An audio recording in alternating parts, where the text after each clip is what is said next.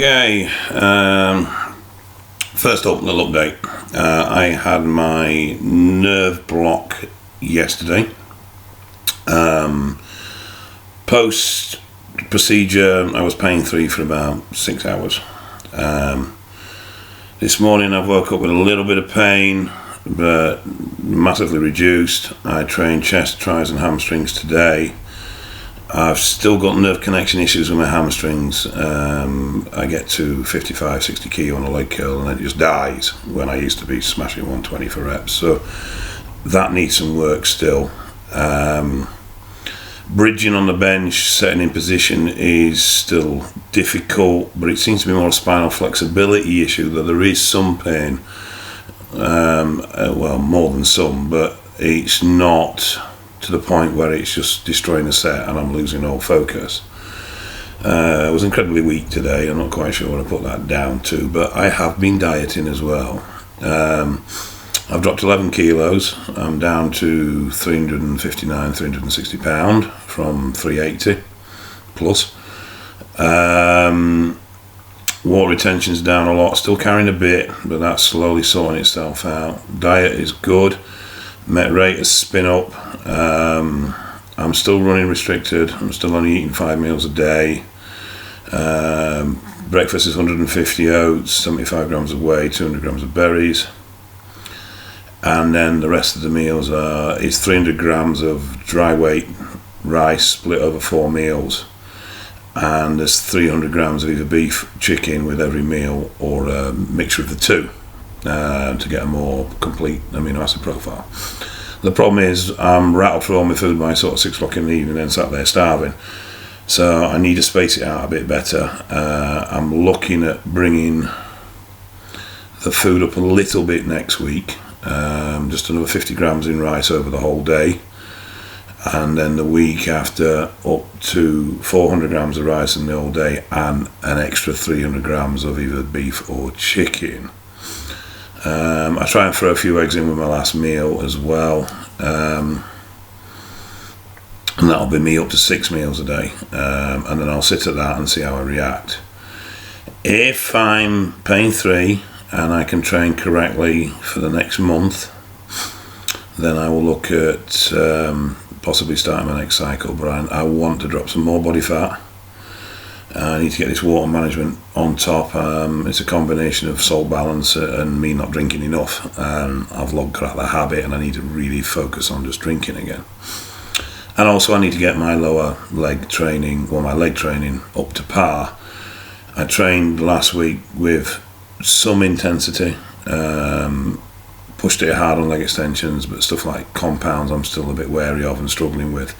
However, I did have DOMs, and it sort of rekindled a bit of a spark to try and push myself a bit harder in the compounds. So, but I'm nervous about, obviously, injuries. I had a small pull tear in my left inner quad, teardrop the other week. No reason for it. Could have been the antibiotics that I'd had to run. That's quite common with tears. I think my hydration was all right, but I'm not certain. It was nothing major. I recovered in a couple of weeks, but the point is, it's left me a little bit nervous about pushing too hard on legs, and I need to just build that confidence up slowly and surely, and obviously keep focused that I'm doing good hip drive and good glute activation within the working sets. And that's really it. Feeling good. Obviously, face is cleared up, skin's all cleared up. When I went to, obviously, the hospital for procedure, they weighed me. Did my BP, did my O2 saturation. My BP was 120/52, which is good, shall we say. Now, I'm not taking any meds to support anything. I'm running a minimum amount of tests just because I haven't actually done a PCT or come off. Really, in a way, I feel natty.